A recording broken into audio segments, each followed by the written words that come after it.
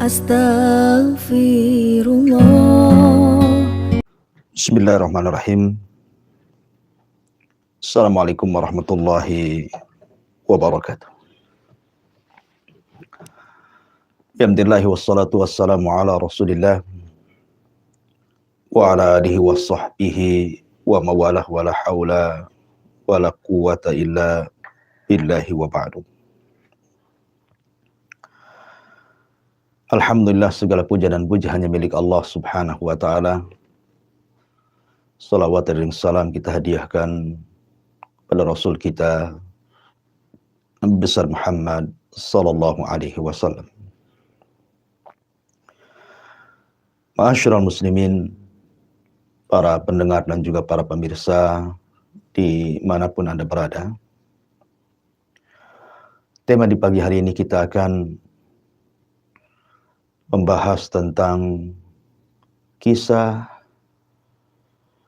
yang sangat besar dan juga agung yang bertepatan dengan bulan yang sedang kita lalui, Dzulhijjah.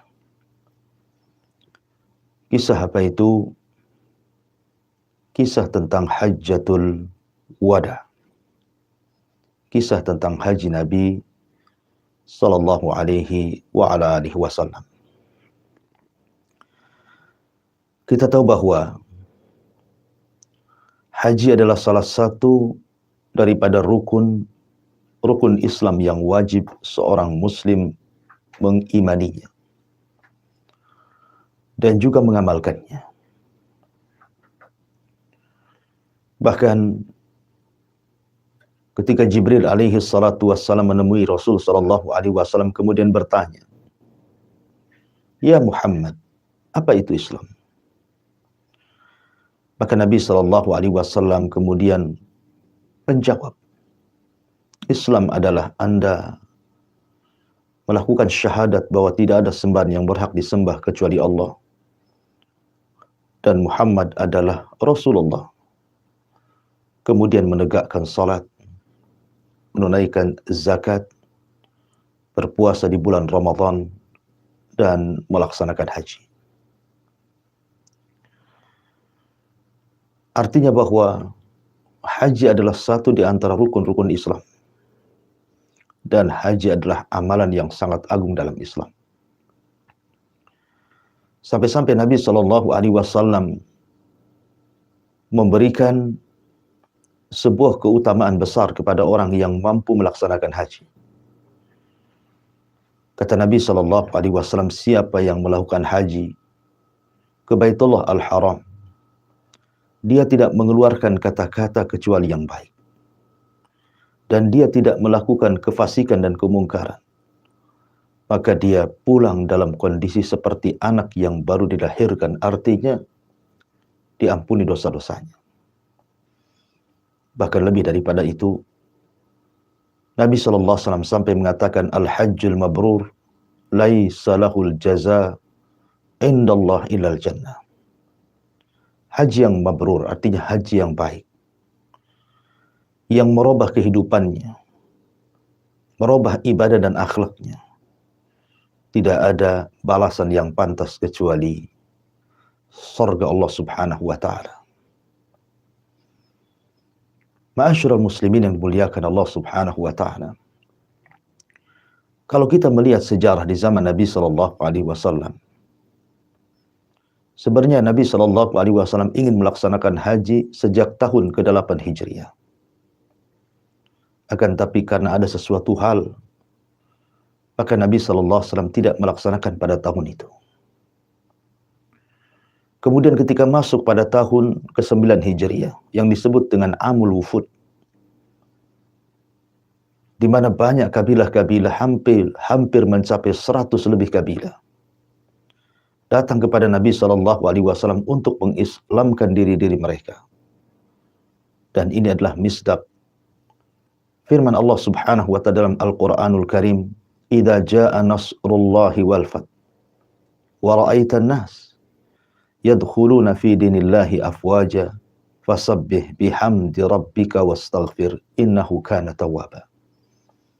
Apabila telah datang nasrullah, kemenangan Allah, baik di Badar ataupun di perang-perang yang lainnya seperti Khaybar atau yang lainnya. Dan juga peristiwa pembebasan kota Mekah.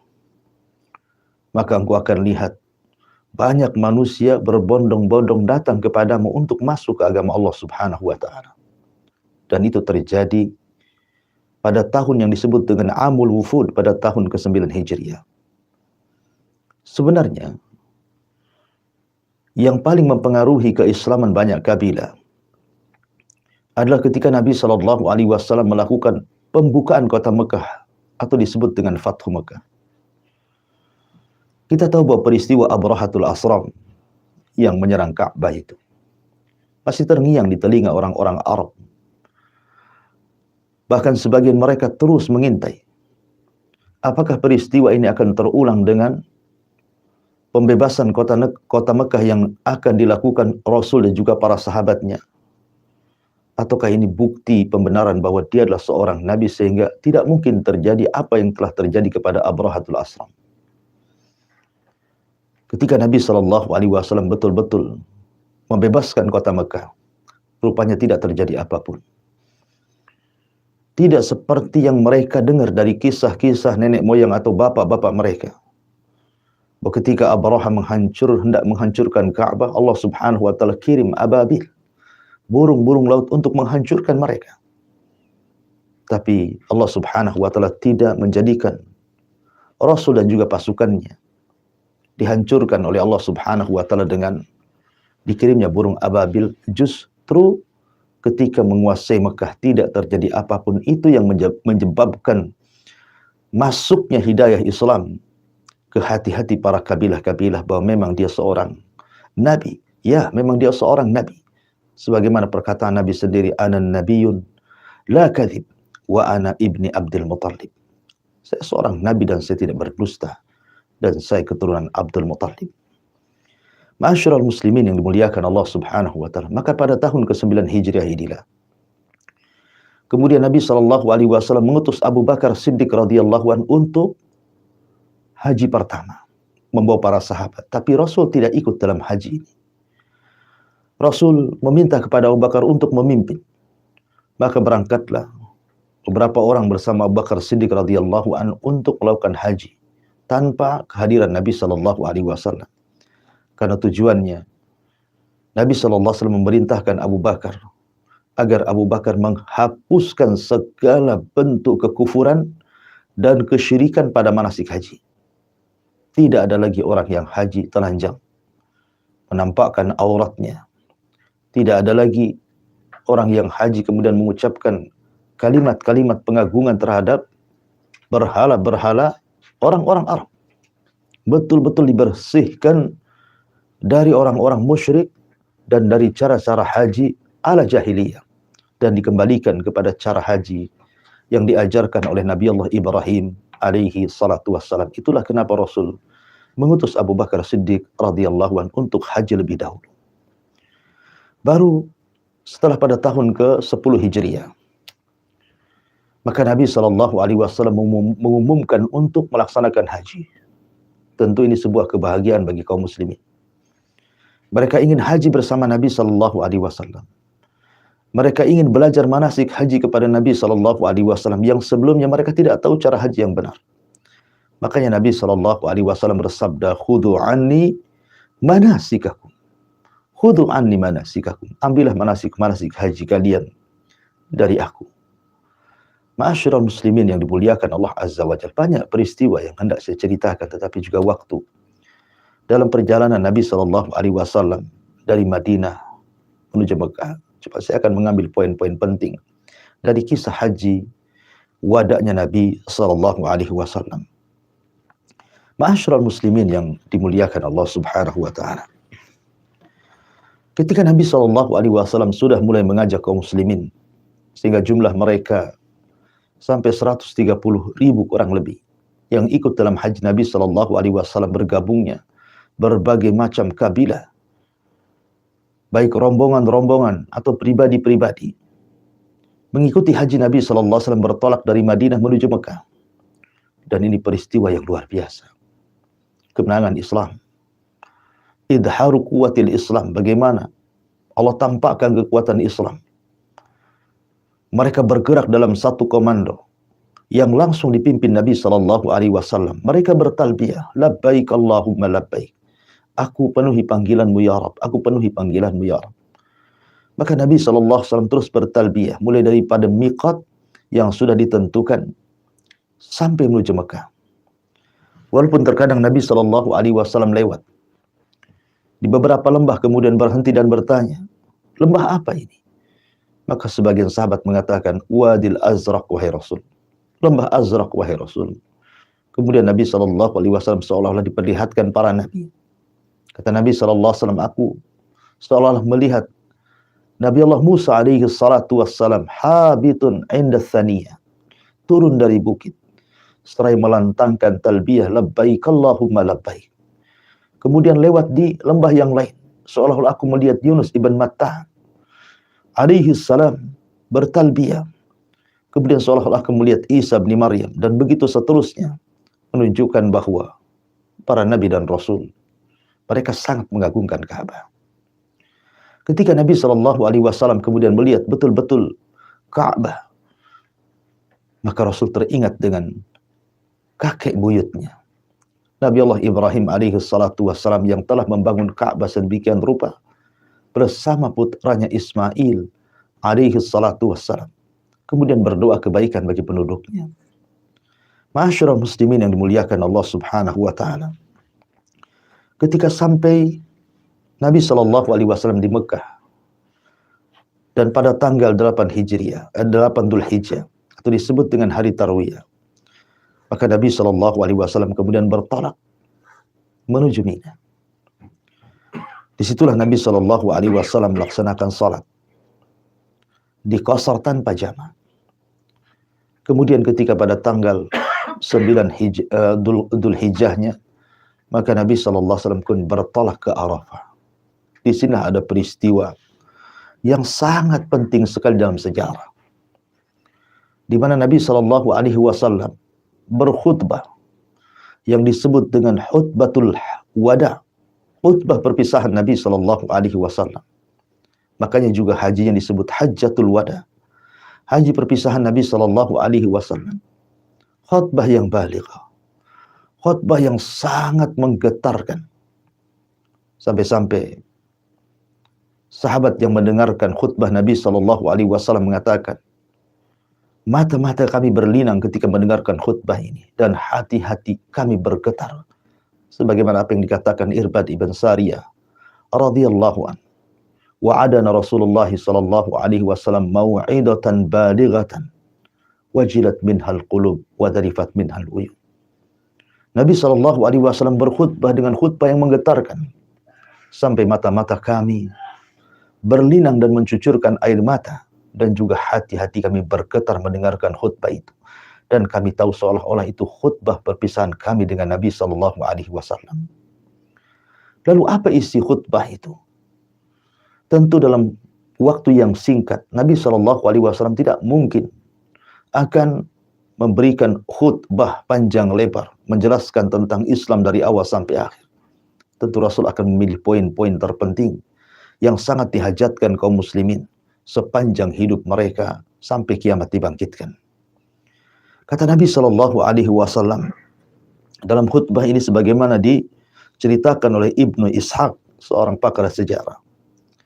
Nabi SAW setelah mengucapkan hamdalah, kemudian mengucapkan salawat, memuji Allah Subhanahu wa taala, kemudian beliau pun menasihati para sahabat agar tetap di atas ketakwaan mereka kepada Allah Subhanahu wa taala.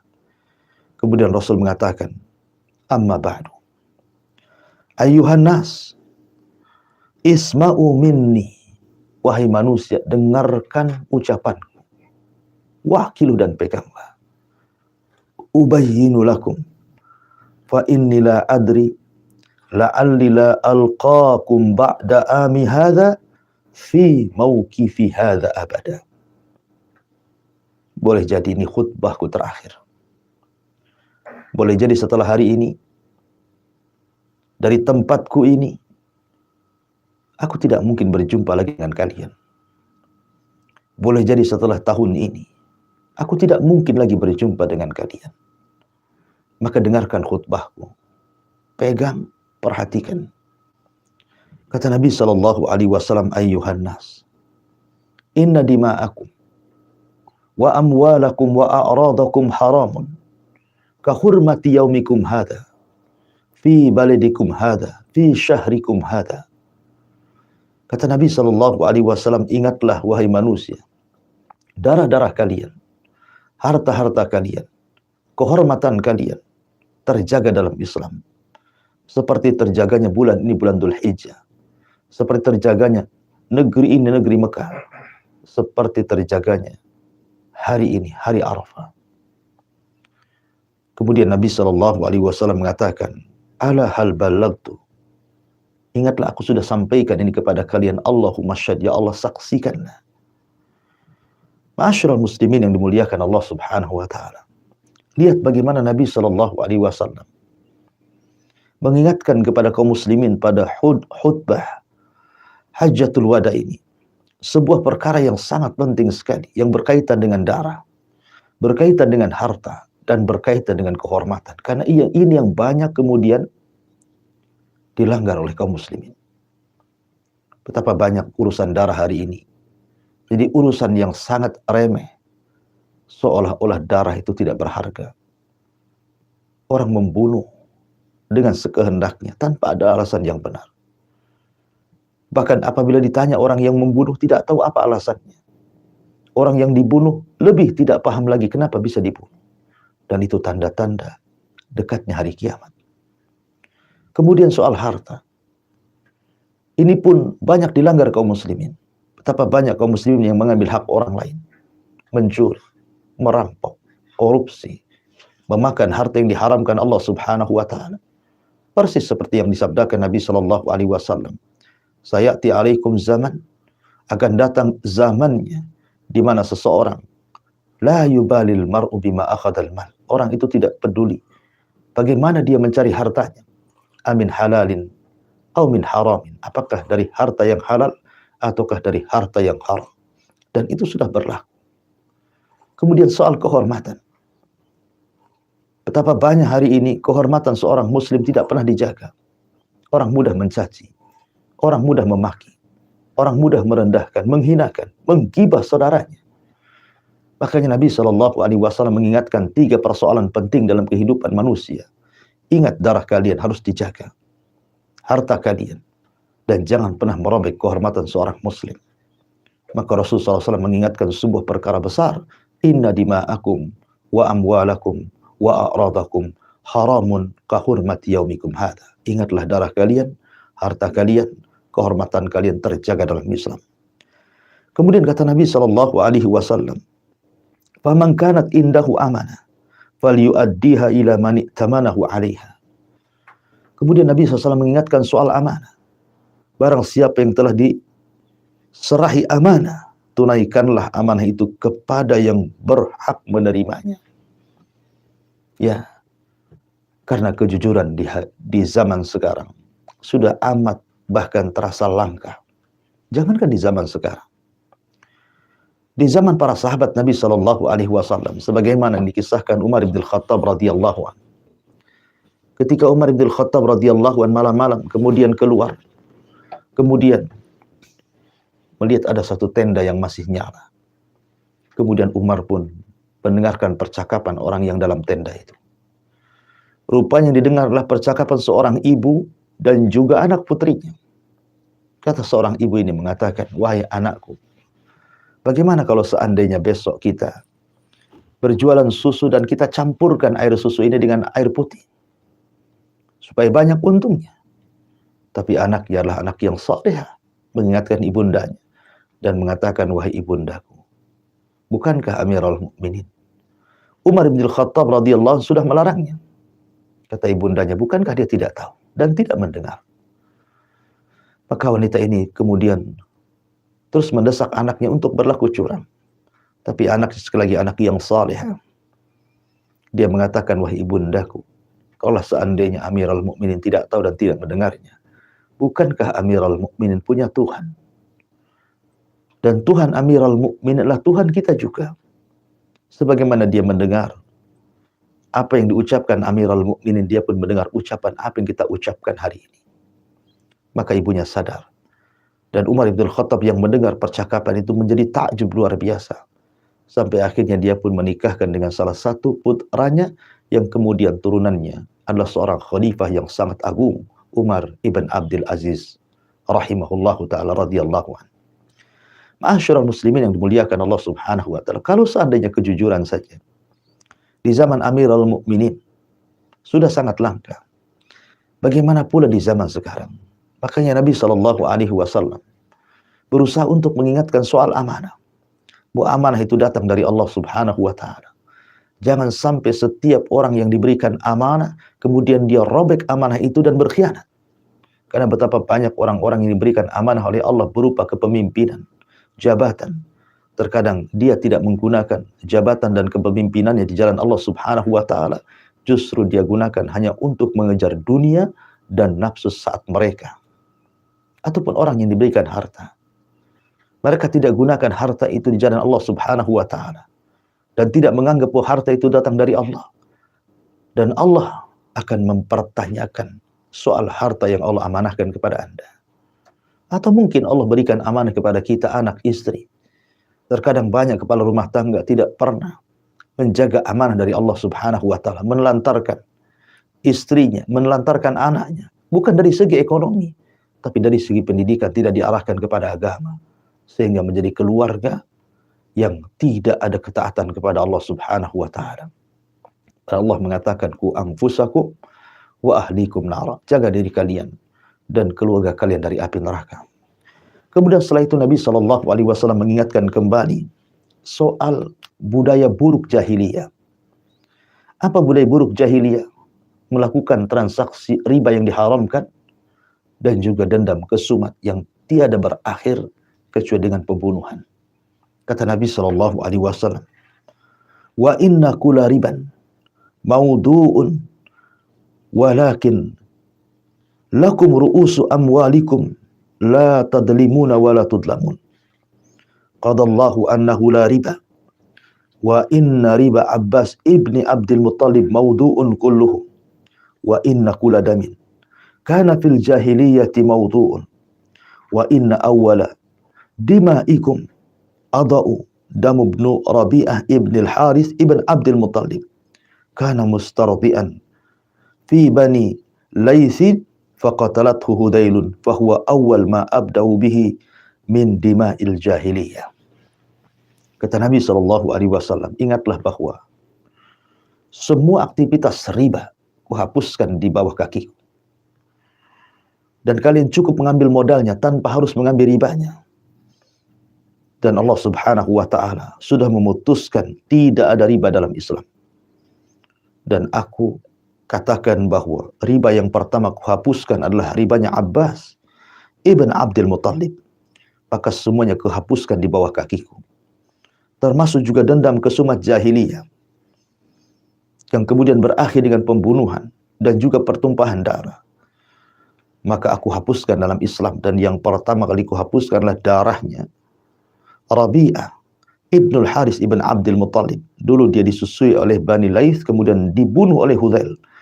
Maka dialah yang pertama kuhapuskan dari darah-darah jahiliyah. Artinya tidak ada lagi dendam kesumat. Kalau memang ada orang yang melakukan pembunuhan, maka cukup dilakukan qisas. Yang dibunuh adalah orang yang membunuh, bukan kemudian orang yang tidak bersalah kemudian juga ikut terlibat.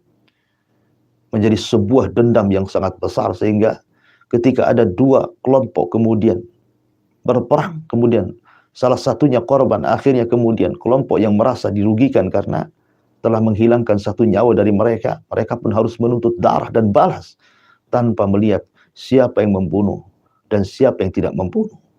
Ma'asyiral muslimin yang dimuliakan Allah Subhanahu wa taala. Dan Nabi sallallahu alaihi wasallam ingatkan soal riba. Ya, karena riba itu perkara yang sangat bahaya. Seandainya orang memakan 1 dirham uang riba saja dosanya lebih besar dibandingkan orang berzina dengan 36 wanita pelacur. Menunjukkan bahwa dosa riba itu besar. Sampai-sampai Allah Subhanahu wa taala juga mengatakan, kalau seandainya kalian tidak berhenti, fa'dhanu biharbin minallahi wa rasul. Berarti kalian mengiklankan perang. Bagi orang-orang yang tidak berhenti riba, Anda sedang mengiklankan perang dengan Allah dan Rasulnya. Na'udzubillah. Ma'asyiral muslimin yang dimuliakan Allah Subhanahu wa taala. Kemudian setelah itu Nabi Shallallahu alaihi wasallam mengingatkan tentang peran syaitan. Bahwa syaitan itu sudah putus asa untuk disembah. Tapi syaitan punya dua cara, kata Nabi Shallallahu alaihi wasallam. Walakin bitahrisi bainakum. Inna syaitan qad ya'isa an yu'bad fi ardikum. Walakin bitahrisi bainakum. Ya, syaitan memang sudah putus asa untuk disembah di negeri kalian. Akan tetapi syaitan punya senjata untuk memecah belah kalian. Ataupun walakinnahu an yuta'a fima siwa dhalik faqad radiya bihi mimma tahkiruna min a'malikum fahdaruhu ala dinikum. Atau boleh jadi syaitan itu dia berusaha untuk merayu dan menggoda kalian sehingga kalian mulai meremehkan perkara-perkara kebaikan, maka jagalah agama kalian. Terkadang ada orang yang kemudian mengatakan, ini kan sunnah saja, tidak ada masalah. Oh, ini dosa kecil saja, tidak ada masalah. Oh, tidak ada masalah, nanti juga saya bisa bertobat ketika usia sekian dan sekian. Mulailah orang meremehkan. Mulai daripada melakukan hal-hal yang tidak bermanfaat, sampai kemudian meninggalkan sunnah-sunnah Nabi SAW yang berakhir, boleh jadi kemudian sampai meninggalkan kewajiban yang Allah wajibkan kepada kita. Dan itu khutuwati syaitan, langkah-langkah syaitan yang akan menggoda anak Adam. Ma'asyiral muslimin yang dimuliakan Allah Subhanahu wa taala. Kemudian Nabi Shallallahu alaihi wasallam mengingatkan tentang hak suami istri. Bagaimana suami itu punya hak kepada istrinya, dan bagaimana juga istri punya hak kepada suaminya. Artinya suami istri punya tuntutan. Suami punya tuntutan kepada istri. Istri punya tuntutan kepada suami. Makanya Nabi Shallallahu alaihi wasallam mengatakan, ayyuhan nas, fa inna lakum ala nisaikum haqqa wa innahunna alaikum haqqa. Ingatlah bahwa kalian, wahai laki-laki, punya hak dan tuntutan kepada istri-istri kalian. Dan kalian, wahai para wanita, juga punya hak dan tuntutan kepada suami kalian. Kemudian kata Rasulullah, lakum alaihinna alla yuti'na furushakum ahadan takrahunahu. Di mana tuntutan kalian, wahai laki-laki, kepada istri kalian, kalian boleh mengatakan kepada istri kalian, jangan kalian masukkan siapapun yang aku benci ke rumah sini, ke rumah kita. Siapapun tanpa ada izin daripada suami, maka tidak boleh istri memasukkan siapapun ke dalam rumah suaminya. Itu haknya, karena bisa menyulut kecemburuan atau hal-hal yang mungkin bisa menyulut kejahatan dan begitu seterusnya. Wa alaihinna alla ya'tina bifahisyati mubayyinah.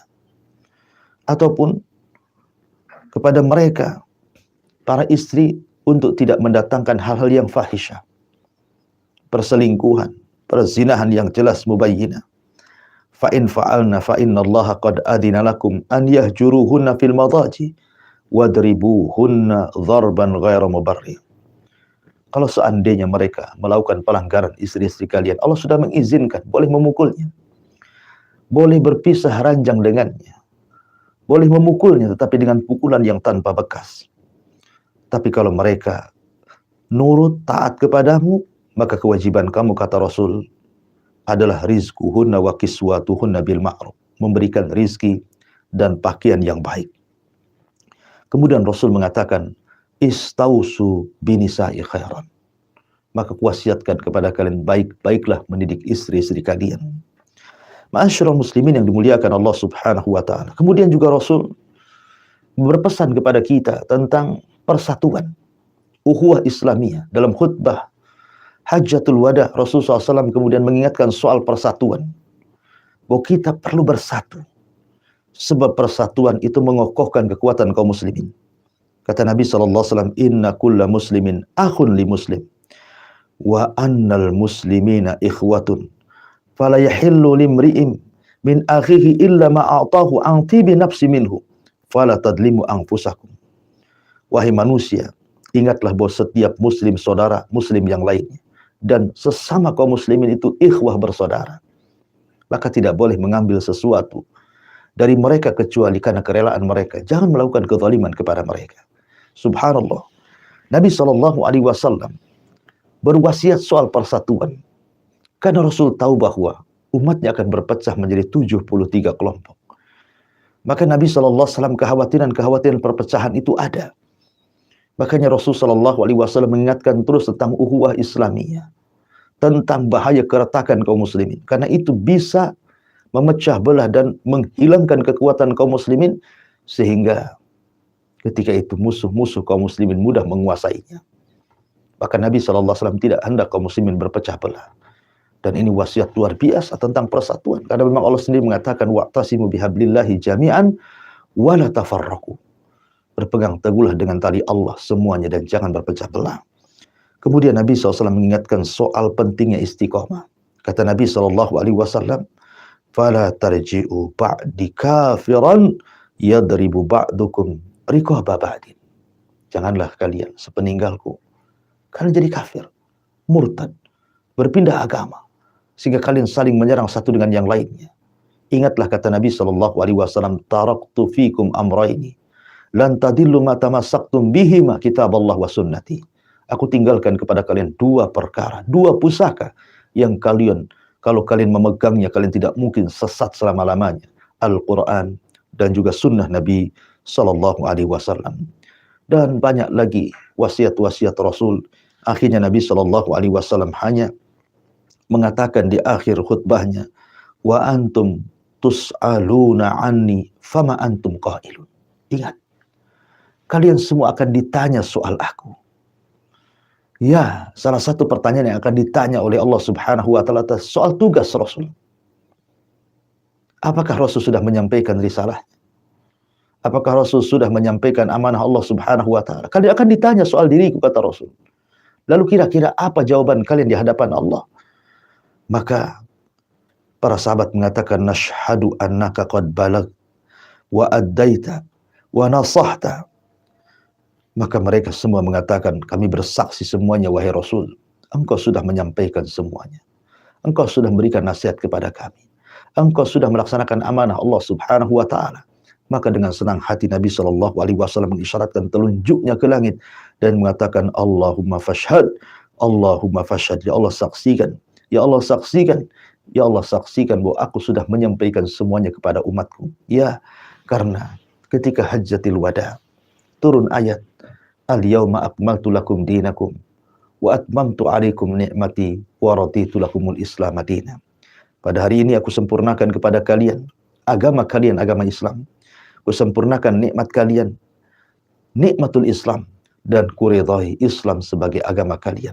Artinya Nabi SAW tidak diwafatkan oleh Allah kecuali sudah menyempurnakan risalah Allah, sehingga kita tidak berhajat untuk menambah ataupun mengurang. Apapun keterangan tentang jalan ke sorga sudah dijelaskan. Apapun keterangan yang bisa menghindarkan dari api neraka pun sudah dijelaskan. Oleh karena itulah maka bersyukurlah kita memiliki agama yang sempurna, agama yang paripurna, yang orang Yahudi berbangga di hadapan Umar bin Khattab radhiyallahu anhu dan mengatakan, kalau seandainya ayat ini turun kepada bangsa kami Yahudi, tentu kami akan menjadikan hari turunnya ayat ini sebagai id kami. Bahkan dengan bangganya para sahabat seperti Salman Al-Farisi, ketika orang Yahudi mengatakan, ya Salman, apakah nabimu mengajarkan segala sesuatunya sampai kepada urusan jamban? Maka Salman Al-Farisi mengatakan, tentu kami bangga karena Nabi kami sudah mengajarkan segala sesuatunya sampai kepada urusan kecil, urusan jamban. Artinya kalau urusan jamban saja diatur dalam Islam, maka seluruh perkara dalam kehidupan manusia tentu ada aturan-aturan, dan itu tidak ada pada agama yang lainnya. Ma'asyiral muslimin yang dimuliakan Allah Subhanahu wa taala.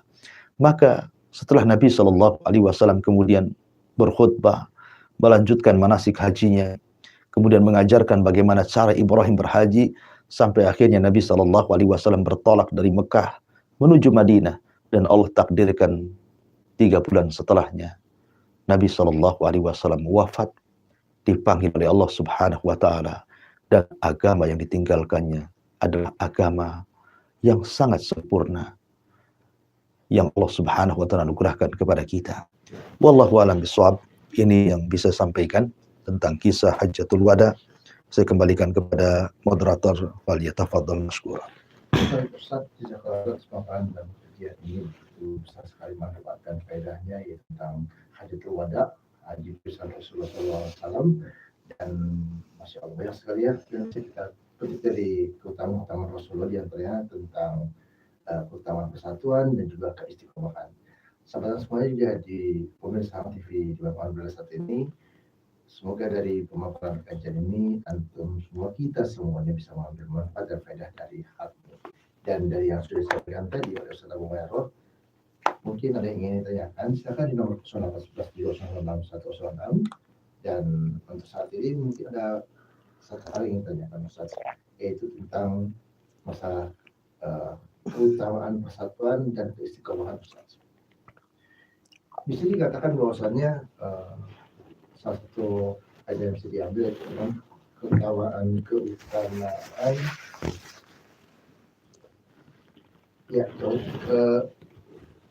keutamaan persatuan dan keistiqomahan. Dan melihat hal ini Ustaz, di zaman seperti saat ini Ustaz, kita tahu bahwasannya persatuan yang kita inginkan dalam ini, terkadang dalam hal pelaksanaan Islam itu misalnya menentukan Idul Fitri atau misalnya Idul Adha, itu saat ini negara kita bisa dikatakan terkadang agak sedikit berbeda dalam pelaksanaan.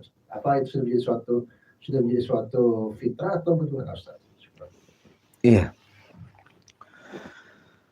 Alhamdulillah. Bicara tentang pentingnya persatuan dan juga ukhuwah Islamiyah, ini adalah perkara yang sangat penting. Karena bagaimanapun kuatnya sebuah agama, bahkan sebuah bangsa, itu karena adanya persatuan. Bahkan retaknya agama ataupun bangsa, itu karena perpecahan umatnya. Maka kenapa persoalan persatuan ini penting sekali. Nabi SAW sampai menyelipkan di khutbah yang sangat penting sekali, yang tidak semua tema disampaikan, tapi Rasul sempat menyampaikan soal ini, soal ukhuwah, persatuan. Artinya Rasul memandang ini perkara penting, sehingga diselipkan dalam khutbah Hajjatul Wada. Adapun fenomena yang sering terjadi di masyarakat, seperti contoh saja pada hari ini antara penentuan Arafah. Ada sebagian orang yang kemudian memilih mengikuti Saudi, di mana dia meletakkan puasa pada tanggal 9 Dzulhijjah, atau disebut dengan puasa Arafah. Itu dilihat dari wukuf yang terjadi di Saudi. Jadi ketika mereka wukuf, maka kita berpuasa. Tapi ada juga yang mengatakan bahwa tidak, kita harus ikut pemerintah. Karena pemerintah sudah menentukan tanggal puasa, tidak harus melihat wukuf yang ada di Saudi. Lalu bagaimana cara solusinya? Sebenarnya ini masalah khilafiyah, tidak perlu diperdebatkan. Karena yang menentukan bulan itu sebenarnya adalah dengan melihat hilal. Jadi pemerintah sudah berusaha melihat hilal tentang penentuan 1 Dzulhijjah. Dan Allah Subhanahu wa ta'ala takdirkan memang hilal tidak terlihat. Sehingga kemudian bulan Dzulqa'dah digenapkan menjadi 30 hari. Kemudian baru setelah itu ditetapkan tanggal 1 Dzulhijjah. Padahal di Saudi sudah tanggal 1 Dzulhijjah, sementara kita belum. Ya. Artinya bahwa penentuan bulan itu juga berdasarkan bulan. Sebagaimana Nabi SAW ketika bicara tentang puasa, Rasul mengatakan, "Idza ra'aitumuhu fasum." Apabila kalian melihat bulan, maka puasalah. Jadi yang menentukan masuk bulan atau tidak itu dengan melihat hilal, melihat bulan. Dengan itulah pemerintah kita menentukan 1 Dzulhijjah. Tapi Allah Subhanahu wa ta'ala takdirkan memang tidak terlihat pada tanggal 29 Dzulqa'dah. Sehingga berselisih 1 hari dengan Saudi. Ya. Dan yang seperti ini juga pernah terjadi di zaman para sahabat. Ada seorang sahabat namanya Quraib. Itu safar ke Syam. Kemudian dia ingin pulang di pertengahan Ramadan ke kota Madinah. Tiba-tiba kemudian setelah datang di Madinah, dia berjumpa dengan Abdullah ibn Abbas radhiyallahu anhuma.